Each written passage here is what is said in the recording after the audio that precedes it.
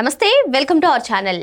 Liquor స్కామ్లో ED ప్రదర్శిస్తున్నటువంటి తీరు ప్రస్తుతం దేశ రాజకీయాల్లోనే ప్రకంపనలు సృష్టిస్తుందని చెప్పుకోవచ్చు. మరి ఎటువంటి హడావిడి లేకుండా దర్యాప్తు కొనసాగిస్తూ బూనేటి చాణక్య కానివ్వండి, రాజకేశ్ రెడ్డి కానివ్వండి, ఇటువంటి వారికి సంబంధించినటువంటి ఆస్తులను జప్తు చేయడానికి ఏ విధంగా చూడాలి, ఇంకొకటి ఈడీ అరెస్ట్ తథ్యం నెక్స్ట్ ఎవరిది అంటూ కొన్ని కథనాలు అయితే ప్రస్తుతం సోషల్ మీడియాలో ట్రెండ్ అవుతున్నాయి. అసలు వీటన్నిటినీ కూడా ఏ విధంగా చూడాలి తెలుసుకునే ప్రయత్నం చేద్దాం. దీన్ని విశ్లేషించడానికి మనతో పాటుగా ఉన్నారు ఏపీ కమ్మ కార్పొరేషన్ డైరెక్టర్ అడిసిమెల్లి శ్రీనివాస్ గారు. నమస్తే సార్. నమస్కారం అండి. సార్, లిక్కర్ స్కామ్లో సిట్ విచారణ చేసినంత వేగవంతంగా ఈడీ దూకుడుగా వ్యవహరిస్తలేదు అని చెప్పి చాలామంది చెప్తున్నారు. ఈ నేపథ్యంలో సైలెంట్గా ఎటువంటి హడావుడి లేకుండా 440 కోట్ల విలువైనటువంటి ఆస్తులను అటాచ్ చేసింది ఈడీ. అయితే ఏదైతే అక్రమాస్తుల కేసులో ఈడీ అసలు చర్యలు తీసుకోవట్లేదు అంటూ ఈడీ పైన ఒక మచ్చ ఉందో, అందులో చర్యలు తీసుకోకపోయినా లిక్కర్ స్కామ్లో జగన్మోహన్ రెడ్డిని ఈడీఏ అరెస్ట్ చేస్తుందని కొందరు చెప్తున్నారు. ఎలా చూడాలంటారు? ఇప్పుడు ఇది ఒక సామెత, నాటు సామెత ఒకటి ఉంది, పీనుగులు మోసినోడికి పిత్తులు బరువు అని. ఇక్కడ వీళ్ళు 1000 కోట్లు కొలగొట్టేస్తే 400 కోట్లు 300 కోట్లు సీజ్ చేస్తున్నప్పుడు రాజకేశ్ రెడ్డి లేకపోతే ఇంకో రెడ్డి వాళ్ళు కాదు, చెవిరెడ్డి భాస్కర్ రెడ్డి ఎందుకు చేయలేదు? అన్నాళ్ళు జైల్లో ఉన్నాడు కదా, అతని పాత్ర ఎస్టాబ్లిష్ అయింది కదా, సొమ్ము అతని చేతులు మార్చడం, అందరికీ ఎలక్షన్ ఫండింగ్ పంచిపెట్టడం అనేటువంటిది ఎస్టాబ్లిష్ చేశారు కదా, ఎఫ్ఐఆర్లో నమోదైంది కదా, అతను ఈడీ పరిధిలోకి రాలేదా? అంటే వీళ్ళు సెలెక్టివ్గా కొంతమందిని తీసుకుని వాళ్ళు తీసి ఏదో కంటి తుడుపు చర్యగా తూతూ మంత్రంగా చేస్తున్నట్టు అనిపిస్తుంది ప్రజలకి. ఖచ్చితంగా ఈ దేశంలో ఈడీ, సిబిఐ తమ విశ్వసనీయతను కోల్పోయాయండి. ఎందుకంటే ఇటీవల కాలంలో ఒక తీర్పు వచ్చింది, ఢిల్లీ లిక్కర్ స్కామ్లో వీళ్ళది ఏమి తప్పులేదని వదిలేశారు. అది చాలా పెద్ద దెబ్బ వాళ్ళకి. నిజంగా ఎలాంటి దొంగలు పట్టుకుని ఇక్కడ వాళ్ళని వదిలేశారు కాబట్టి మమ్మల్ని వదిలేస్తారని ఆశపడద్దు వాళ్ళకి. ఇలాంటి పనులు చేస్తుండే ఎవరైతే కరడుగట్టు నేరస్తులు ఉన్నారో, అత్యంత అవినీతి పరులు ఉన్నారో, పెద్ద దొంగలు ఉన్నారో వాళ్ళని వదిలేసి కోర్టు కూడా వ్యాఖ్యానించింది. బొత్స సత్యనారాయణ గారు కూడా అన్నాడు, చిన్న చిన్న దొంగలను పట్టుకుంటున్నారు, పెద్దోళ్ళని వదిలేసి అన్నాడు. రాజకేశ్ రెడ్డి ఎవరండి? అతనికి ఒక వస్తువు, స్క్రూ డ్రైవర్లు అటు, స్క్రూ ఇప్పడానికి బిగించడానికి స్క్రూ డ్రైవర్లు ఎలా ఉంటుంది అలాంటి. అసలు దొంగలు వీళ్ళు కదా. ఫ్రంట్ లైన్ ధర్మాసనం లాంటిది అది, అవినీతి ఆసనం. అవినీతి ఆసనంలో జగన్మోహన్ రెడ్డి, విజయసాయి రెడ్డి, మిథున్ రెడ్డి, చెవిరెడ్డి భాస్కర్ రెడ్డి, కరుణాకర్ రెడ్డి, ఈ బ్యాచ్ అంతా కూర్చుని ఉంటారు. పెద్దిరెడ్డిలంతా మాఫియా సినిమాలో కూర్చొని డాన్లు అందరూ కూర్చొని ఓ మీటింగ్ పెట్టుకుంటారు కదా, ఒక్కొక్కటి గడ్డాలు, తలకాయలు, ఇలా కలజోళ్ళు ఇవన్నీ పెట్టుకుని వస్తారు. ఓ పెద్ద సుట్టలు కాల్చుకుంటాను. ఆ టైప్ వీళ్ళు సుట్టలు కాల్చరు కానీ వీళ్ళు అలాగే అలాంటి వీళ్ళు వాళ్ళందరూ సూట్లు గీట్లు వేసుకొస్తారు, మామూలు తెల్లబట్టలు వేసుకుని వస్తారు. వాళ్ళని వదిలేసి ముంజిగాయ తిన్నామని వదిలేసి ఆ పై డొప్పలు ఉంటాయి, ముంజిగాయ ఇలా కొట్టేసిన తర్వాత పైన కూడా కొంచెం గుంజి అంటుకుని ఉంటుంది కదా, అవి తిన్నవాడిని పట్టుకున్నారంట.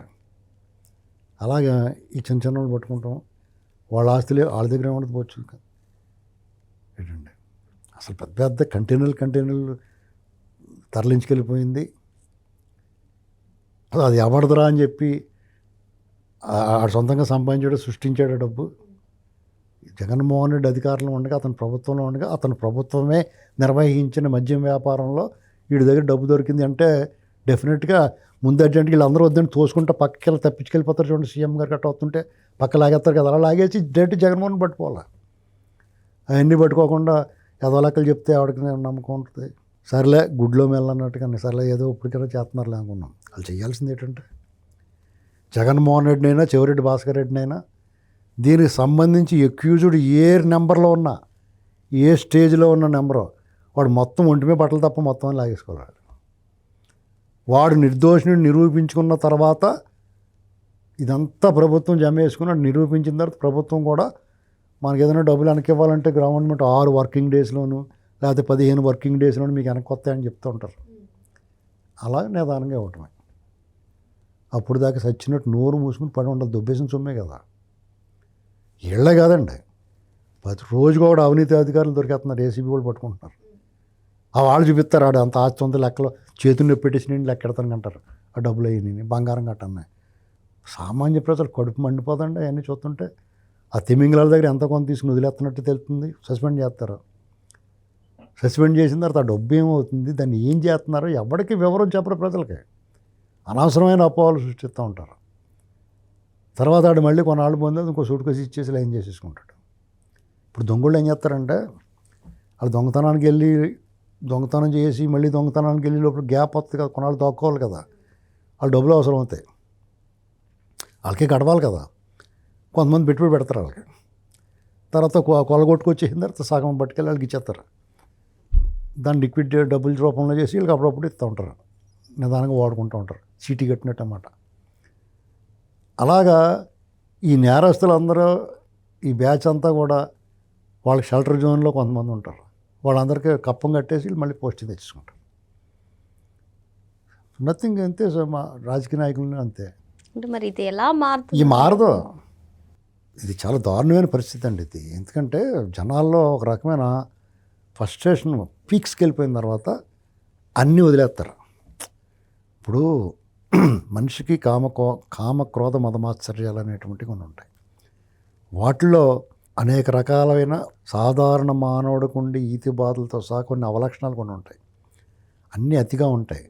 అన్నీ పూర్తిగా అనుభవించిన తర్వాత వాడికి ఒక రకమైన వైరాగ్యం వచ్చేస్తుంది, అన్నీ వదిలేస్తాడు, సాధువు అయిపోతుంది. ఇంక మనం ఆ స్టేజ్లోకి వెళ్ళిపోతున్నాం. అవినీతి, అంతులేని అవినీతి, అరాచకం అంతు లేకుండా చేస్తున్నారు. ఏది చేసినా ఎక్స్ట్రీమ్కి వెళ్ళిపోయింది. కొన్నాళ్ళకి ఏమవుద్ది, ప్రజలు ఇవన్నీ చూసి విని మన సెన్సిటివిటీ కోల్పోతాం. మనకి విపరీతంగా అరాచకాలు మన కళ్ళ ముందు చూస్తున్నాం అనుకోండి, కొన్నాళ్ళకి అది అలవాటైపోయి మనకి దాని తాలూకు స్పందించే గుణం పోద్ది. ఆ స్టేజ్లోకి వచ్చేసాం మనం. ఇప్పుడు రాజ్యం, స్టేట్ ఏం చేస్తుందంటే దీని మీద ఒక ఉద్యమంలో తీసుకోవాలి. రాజ్యం తలుచుకుంటే దేనన్నా తొలగించగలుగుతుంది, ఇలాంటి వాటిని ఎలిమినేట్ చేసేయగలుగుతుంది. మీరు చూడండి, దశాబ్దాల నుంచి వామపక్ష తీవ్రవాదం ఉంది. అంటే నక్సలైట్లు, మావోయిస్టులు, ఇలాగ వాళ్ళందరినీ ఆపరేషన్ కగారు పేరుతో కకావికలం చేసేసి మొత్తం అందరూ వాళ్ళంతటా లొంగిపోయేలా చేస్తారు. మొత్తం మీద చాలా వరకు అరికట్టేశారు. అంతకుముందు కూడా కట్టిన మీద ఉక్కుపాదం, గ్రే హౌండ్స్ అని అది అని ఉక్కుపాదం అణిచివేసిన, చర్చల పేరుతో పిలిపించి వాళ్ళు ఎక్కడెక్కడ ఉంటారో తెలుసుకుని చంపించేసిన, విషం కలిపి వాళ్ళు మత్తులో ఉండగా చంపించేసి దురాఘాతాలు చేసిన వాళ్ళు లొంగలేదు. వాళ్ళ పోరాటం వాళ్ళు కొనసాగించారు. కానీ ఒక ప్రభుత్వం ఇక ఈ వామపక్ష తీవ్రవాదం అనేటిది ఉండకూడదు అని నిర్ణయించుకున్న తర్వాత లేకుండా చేస్తారు. దానివల్ల ప్రయోజనాలు ఏమున్నాయి, ఎవరి ప్రయోజనం పొందుతారో అది వేరే కదా. అది వద్దు అనుకున్న తర్వాత దాన్ని తీసేయగలిగారు.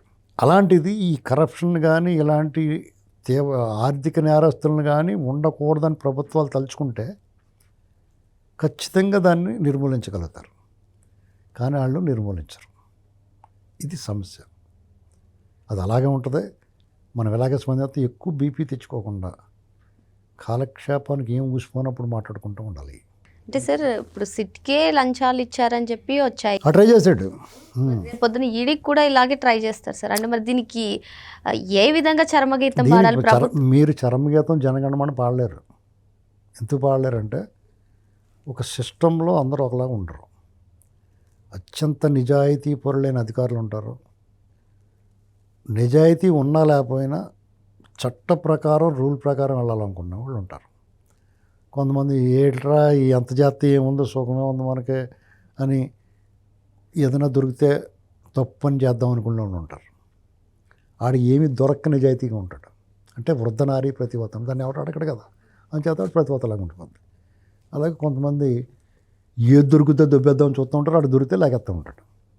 ఇలా ఇన్ని రకాల లక్షణాలు ఉన్న అవలక్షణాలు ఉన్న వాళ్ళు ఉంటారు. ఇందులో ఖచ్చితంగా ఒక వంతు, మూడింట ఒక వంతు సిన్సియర్గా పనిచేయాలనుకుంటారు, చట్ట ప్రకారం వెళ్తారు, ఎక్కడ రూపాయి ఆశించరు, నిజాయితీగా ఉంటారు. వాళ్ళ పరిస్థితి ఎలా ఉంటుందంటే వాళ్ళ సాక్సులు 3 రోజులకు ఒకసారి కానీ మార్చరు, వాసన వచ్చేస్తూ ఉంటాయి. అంటే వాళ్ళని అవమానించట్లా, అంత దీనస్థితిలో ఉంటారు. వాళ్ళకి వచ్చి జీతం, వాళ్ళు ఉండే నగరాల్లో లేదా వాళ్ళు ఉండే ప్రాంతాల్లో జీవన విధానం చాలా కష్టంగా ఉంటుంది. ఈఎంఐ లేకుండా ఏది ఉండదు, ఇల్లు కానీ కారు కానీ ఇది. వాళ్ళు సర్వీస్లో ఉన్నంతకాలం వచ్చి అలవెన్స్లతోటి కేవలం జీతంతో వాళ్ళు బతుకు ఏడవాలంటే వాళ్ళకు ఇప్పుడున్న నగర జీవితంలో కానీ పట్టణ జీవితంలో కానీ ఇప్పుడున్న కాస్ట్ ఆఫ్ లివింగ్, జీవన వ్యయంలో చాలా కష్టం. 2 లక్షల జీతం రావచ్చు, అయినా సరే ఆడుకున్న సర్కిల్లో చాలా కష్టం ఉంది. ఖచ్చితంగా వాళ్ళు అడ్డదారి తొక్కాల్సిందే. అతను నిజాయితీగా ఉండాలనుకున్న వాళ్ళు ఇంట్లో వాళ్ళు ఇబ్బంది పడుతుంటారు. ఇతను నిజాయితీగా ఉండటం వల్ల పిల్లలు మమ్మల్ని, మా నాన్న ఇంత మంచి పొజిషన్లో ఉండి మేమేమీ అనుభవించలేకపోతున్నాం అంటే ఉండే బాధ పిల్లల్లోకి వస్తుంది. ఆ పిల్లలు తండ్రి సండుతూ ఉంటారు. పిల్లలు బాధ చూసి తండ్రి బాధపడుతూ ఉంటాడు. వీళ్ళందరినీ చూసి వాళ్ళ ఆవిడ బాధపడుతూ ఉంటుంది. ఆవిడేమైనా శంకిని అనుకోండి, రాకసి పీక్కు తినేసిది అనుకోండి, ఇక ఆవిడ పోరు ఎంతంత కాదన్నట్టు ఉంటుంది. బ్రహ్మరాక్షసులా పడిపోతూ ఉంటుంది మీద రాగానే, రోజు దెప్పు తినేస్తూ ఉంటుంది. ఆ సినిమాలో చూడడం ఏదో మిస్టర్ పేడల్లో కానీ ఆ అమ్మాయి చూడు అది కొనేసుకుంది, ఇది చూడు ఇది కొనేసుకుందని రోజు అటు ప్రాణం తీసేస్తూ ఉంటుంది. ఈ బాధ పడలేక వాళ్ళు ఏం చేస్తారంటే, జగన్మోహన్ రెడ్డి గారు తగినట్టు కళ్ళు మూసేసుకున్న 2 సూట్ కేసు మా ఇంట్లో పెట్టిండి అంటారు. తప్పదు. కాబట్టి వాళ్ళకి అదే అవకాశం. నేరస్తులకి నేరం చేయటంలోనూ తెలివితేటలుగా ఉంటారు, నేరాన్ని నుంచి బయటపడటంలోనూ ఇంకా తెలివితేటలుగా వ్యవహరిస్తారు. దానికి తగ్గట్టుగా ఆ డబ్బు అంతా ఉంటుంది. అందుకనే ఆ నేరస్తుడిని మీరు నువ్వు ఎక్యూజ్డ్ అని ఆ లిస్టులో పెట్టిన వెంటనే గబక్కని మన చేతిలో ఫోన్లు అవి తీసేసుకుంటారు కదా పోలీసులు పట్టుకున్నప్పుడు, అలాగా ఆ బట్టలు తప్ప అన్నీ లాగేసుకోవాలి ఇంట్లో. ఆ కారు కూడా తీసేసుకోవాలి.